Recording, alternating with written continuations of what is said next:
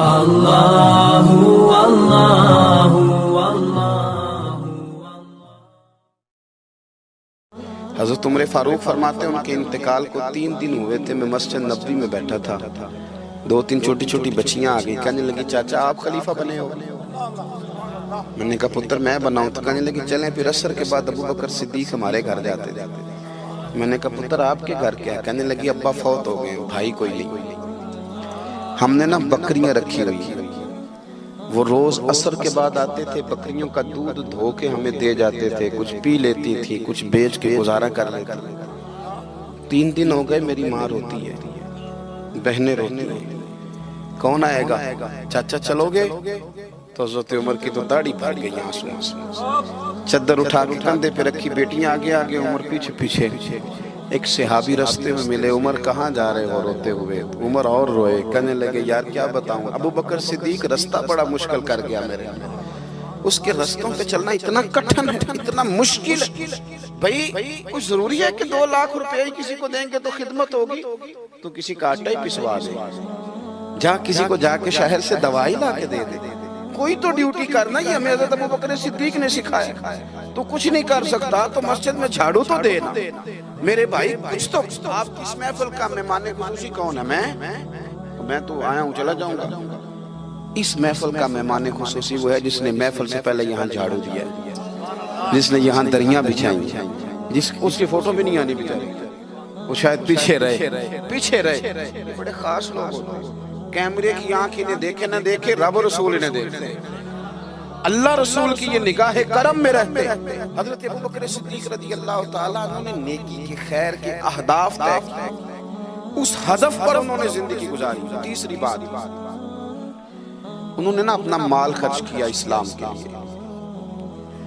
اپنا کمایا ہوا مال خرچ کرنا خاصا مشکل کام ہے، آسان نہیں ہوتا، اور اگر آپ نے جائز طریقے سے مشقت کے ساتھ پیسہ کمایا تو خاصا مشکل لگتا ہے اس کو خرچ کرنا۔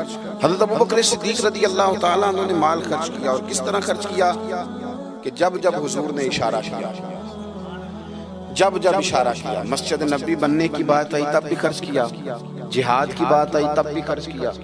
حالات اوپر نیچے ہوتے رہتے ہیں، جنگ میں حضور نے اعلان کیا تو حالات کچھ زیادہ مؤثر نہیں تھے صدیق اکبر کے، تو حضرت عمر کہتے ہیں اس دن میں نے سوچا آج میں نے آگے گزرنا، تو میں آدھا مال لے آیا گھر سے۔ کتنا؟ زکوٰۃ کتنے فیصد ہے؟ بول کے بتائیں، جوان کیوں نہیں بولتے؟ کتنے فیصد؟ زکوٰۃ 2.5% ہے، 2.5%، 100 میں سے 2.5 روپے۔ حضرت عمر کتنے لے آئے؟ 50 روپے 100 میں سے۔ یہ بڑا مشکل کام ہے، 2.5% دیتے ہیں تو لوگ کئی حساب کرتے ہیں، اور 50% یعنی آدھے پیسوں کو تھوڑا نہ سمجھیں آپ۔ حضرت عمر بہت زیادہ پیسے لے کے آئے، 50%، گھر کی ہر شے آدھی کر کے لے آئے۔ اور آپ فرماتے ہیں میرے حالات بڑے اچھے تھے ان دنوں، اور ابو بکر صدیق کے معاملات کا مجھے پتہ تھا، تو میرے دل میں خیال آیا کہ آج نہ میں نے ابو بکر سے آگے گزر جانا۔ کہتے ہیں جا کے میں نے مال رکھا، اتنی دیر میں صدیق اکبر بھی آ گئے۔ کہتے ہیں جواب تو چلو جو ہونے تھے وہ ہونے ہی تھے، حضور نے جو دونوں سے سوال پوچھے نا، ان سوال ہی بڑے انفرادی تھے۔ مجھ سے حضور نے پوچھا کیا لے کے آئے ہو؟ ادھر دیکھو جوانوں، کیا لے کے آئے ہو؟ میں نے عرض کی حضور آدھا۔ مجھ سے پوچھا کیا لے کے آئے ہو؟ میں نے کہا حضور آدھا لے آیا ہوں۔ پھر غور کرنا، پوچھا کیا لائے ہو؟ اور ابو بکر صدیق سے پوچھا گھر کیا چھوڑ کے آئے ہو؟ آپ دیکھیں سوالوں میں ہی فرق ہے، مجھ سے پوچھا جا رہا ہے کیا لائے ہو، اور ان سے پوچھا کیا، اور ان کا جواب بھی بڑا انوکھا ہے۔ اس سوال کا جواب تھا حضور کچھ نہیں چھوڑا، سارا لے کے آیا ہوں۔ جواب یہ تھا، آپ سوال پوچھتے ہیں نا کہ ختم ہو گیا کھانا، تو کہتے نہیں ختم ہو گیا۔ حضرت صدیق اکبر سے پوچھا کیا لائے ہو، کیا چھوڑ کے آئے ہو؟ انہیں کہنا چاہیے تھا کچھ بھی نہیں۔ حضور نے فرمایا کیا چھوڑ کے آئے ہو؟ کیا جواب ہے، کیا حسن ہے، گویا وہ کہہ رہے ہیں کہ ہم کو لوارث تو نہیں نا بھئی، کیا چھوڑ کے آئے ہو؟ تو عرض کرنے لگے حضور گھر بڑا ہوا ہے، اللہ بھی چھوڑ آیا ہوں، اللہ کا رسول بھی چھوڑ آیا ہوں، رب رسول کا نام ہے نا میرے گھر میں۔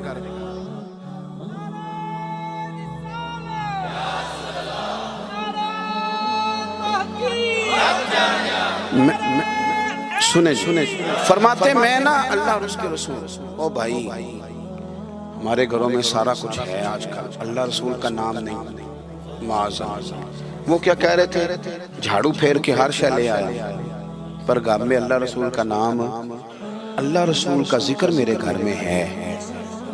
تو آپ نے کبھی کسی کتاب میں یہ پڑھا ہے یا کسی عالم نے بتایا ہے کہ اس کے بعد حضرت صدیق اکبر معاذ اللہ کنگال ہو گئے تھے؟ وہ تو پھر مالا مال تھے، اس کے بعد بھی کئی دفعہ دیا۔ وہ سبق بتا رہے ہیں، سبق ہمیں کہ رب رسول کے نام پہ سارا کچھ بھی لٹا دو گے نا تو گھر میں اللہ رسول کا نام ہونا چاہیے، بڑی برکتیں اللہ عطا فرمائے۔ ہم نے نا دولت تجوریوں میں بھر کے رکھی ہے، جو اصل دولت تھی اللہ رسول کا ذکر، اس سے ہم تھوڑے سے پیچھے۔ اب حدیث پاک سنیں، ہر بندہ حضرت صدیق اکبر کی عظمت بیان کرے گا اپنے علم کے مطابق، فہم کے مطابق، لیکن ان کی شان تک کون پہنچ سکتا ہے؟ حضرت ابوبکر صدیق رضی اللہ تعالیٰ عنہ کی شان میں بڑی حدیثیں ہیں، لیکن میں اس حدیث پہ آ کے ٹھہر جاتا ہوں، طبیعت جم جاتی ہے کہ یار یہ کیا معاملہ ہے۔ نبی پاک علیہ السلام نے فرمایا لوگو میرے پاس جس کے بھی پیسے آئے ہیں نا میں نے امانت سمجھ کے خرچ کیے، لیکن جب ابوبکر صدیق کے پیسے آئے میں نے اپنے سمجھ کے خرچ کیے، اپنے سمجھ، فکر کوئی نہیں، جہاں مرضی لگا، اپنے سمجھ کے خرچے۔ آخری بات میں آپ کی خدمت میں عرض کر رہا ہوں، ایک تو پہلے صاحب سے عرض کیا کہ سچ سچ ہی ہوتا ہے، حق وہ حالات دیکھ کے نہیں بولے، وہ ضمیر کی آواز سن کے بولے۔ دوسری بات ہدف طے کریں نیکی کا، یہ کام میں نے کرنے، آپ ہدف طے کریں، اللہ مدد کرے۔ تیسری بات میرے عزیز، حضرت ابوبکر صدیق نے مال خرچ کیا، مال جو ہے نا نبی پاک علیہ السلام نے فرمایا، اعلیٰ حضرت نے فتاوی رضویہ میں حدیث لکھی ہے کہ آخری دور میں دین کا کام بھی درہم و دینار سے ہوگا، پیسوں سے کام ہوگا۔ آپ کو ادارے بنانے ہیں، مساجد بنانی ہیں، کتابیں چھپوانی ہیں، تو کس طرح چھپیں؟ اپنا مال اور ہم نے یہ ذمہ دے دیا امیروں کو کہ امیر خرچ کریں گے، حالانکہ ہم نے وہ حدیثیں نہیں پڑھی کہ ایک صحابی کلو کھجورے لے کے آ گئے اور مسجد نبوی میں مال کا ڈھیر لگا ہوا تھا، تو حضور نے فرمایا یہ کلو کھجورے نا سارے مال کے اوپر بکھیر دو، جتنا سب کو ثواب ملے گا اتنا اسے 1 کلو والے کو ملے گا۔ تو ہم نا وہ ذوق نہیں پیدا کر پا رہے کہ 10 روپے کی اللہ رسول کی نظر میں اخلاص والے 10 روپے کی بڑی قدر، ہم سوچتے ہیں کہ وہ نا سارا کچھ چودھری صاحب ہی آ کے کریں گے، حالانکہ برکت والا جو مال ہوتا ہے اس میں بڑی خیر ہوتی ہے۔ آخری بات جو بڑی ضروری ہے اس پر غور کریں، فیصلے زندگی میں جب بھی کریں انصاف پر مبنی کریں، محبت دیکھ کے فیصلہ نہ کریں۔ محبت اور ہوتی ہے، قابلیت اور ہوتی ہے، مجھے پر ہونا یہ فطری بات ہے، لیکن اس کا قابل ہونا یہ ایک الگ بات۔ ہر باپ کو اپنے بیٹے بیٹی سے محبت ہوتی ہے، یہ فطری تقاضا ہے، لیکن وہ قابل بھی ہو یہ ضروری نہیں ہوتا۔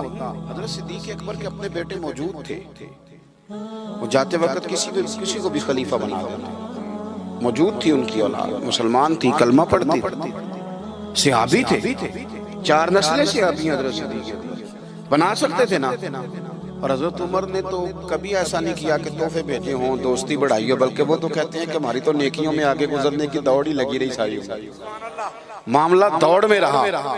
لیکن حضرت ابوبکر کا فیصلہ دیکھیں، جب وقت وصال آیا آپ نے فرمایا عمر کو بلاؤ، ساری چیزیں وصیتیں نصیحتیں کی، سب کچھ حضرت عمر کے سپرد کیا۔ لوگوں نے کہا کہ ابوبکر صدیق یہ تو بڑے سخت آدمی ہیں، آپ ایک سخت گیر آدمی کو بنا کے جا رہے ہیں۔ تو نبی پاک صلی اللہ علیہ وسلم کے غلام نے کیا جواب دیا؟ فرمانے لگے میں اس وقت دنیا سے جا رہا ہوں، اس موقع پہ بڑا جھوٹا آدمی بھی سچ بولنے لگا، میں جب اللہ رسول کی بارگاہ میں جاؤں گا تو مجھ سے پوچھا جائے گا کہ امت کے بارے میں کیا فیصلہ کر کے آئے ہو، تو میں کہوں گا امت میں جو سب سے بہترین تھا اسے امت کا سربراہ بنا کے آیا۔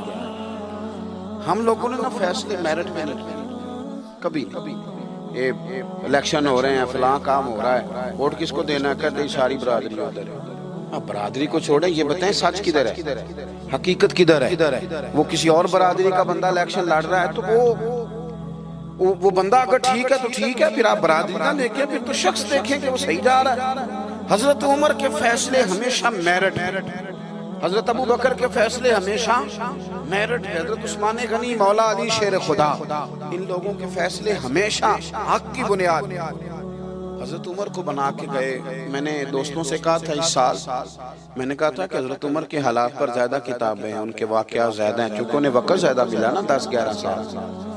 حضرت ابوبکر صدیق کو تو 2 سال ملے, لیکن ان کی خلافت کو مضبوط حضرت ابوبکر صدیق نے کیا. سارے فتنوں کا سر کچل کے خلافت سجا سوار کے حضرت عمر کو دی.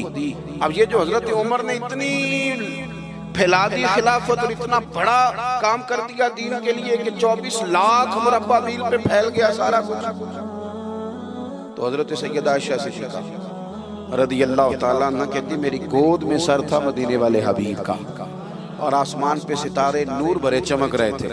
میں نے عرض کی حضور آسمان کے ستاروں کے برابر بھی کسی کی نیکیاں ہیں.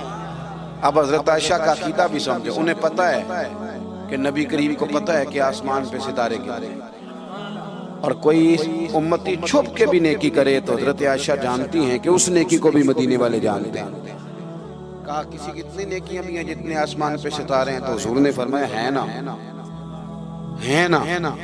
حضرت عائشہ بڑے تجسس میں تھی, خیال تھا شاید میرے والد کا نام لے. کس کی؟ تو حضور نے فرمایا فاروق اعظم. بیٹیوں کا باپ سے پیار, تو کہتے میں نے فوراً عرض کی حضور میرے والد کا کیا حال ہے, ان کا بھی تو عالم بتائیں نا. تو نبی پاک نے فرمایا عائشہ عمر کی زندگی بھر کی نیکیاں ہوں تو ابو بکر کی ایک نیکی کا مقابلہ نہیں کرتی.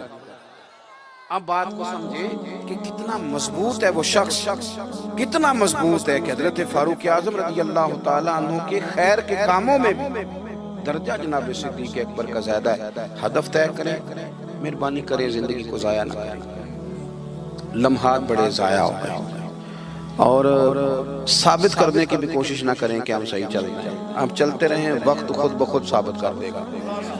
وقت ثابت کر دیا کرتا ہے کہ جناب یوسف بے گناہ بھی ہیں اور سچے بھی ہیں, اور وقت ثابت کر دیا کرتا ہے کہ وہ مصر کے جیل خانے کے نہیں, مصر کے تخت کے وارث ہیں. تو آپ کام کریں, کوشش کریں, دین کے لیے آگے بڑھیں. آپ لوگوں کی فلاح کے لیے, وطن کی فلاح کے لیے حضرت صدیق اکبر رضی اللہ تعالیٰ عنہ نے ہمیں کہا کہ ڈھونڈ کے نیکی کرو, جو تم سے ممکن ہو سکے وہ خیر کا کام کرو. دعا کرتا ہوں جو میں نے کہا ہے اللہ اسے قبول فرمائے. آپ لوگ بیٹھے جی, کس نے اٹھایا؟ تشریف رکھیے. اور جہاں ہم گفتگو کے دوران بھول گئے اللہ ہمیں معاف کرے. محفلیں ہوتی ہیں نظریات کی, سرکار کے نام کی, شخصیات کی نہیں ہوتی. یہ محفل میرے نام کی نہیں, حضرت صدیق اکبر کے نام کی. تو میں نے جیسے عرض کیا کہ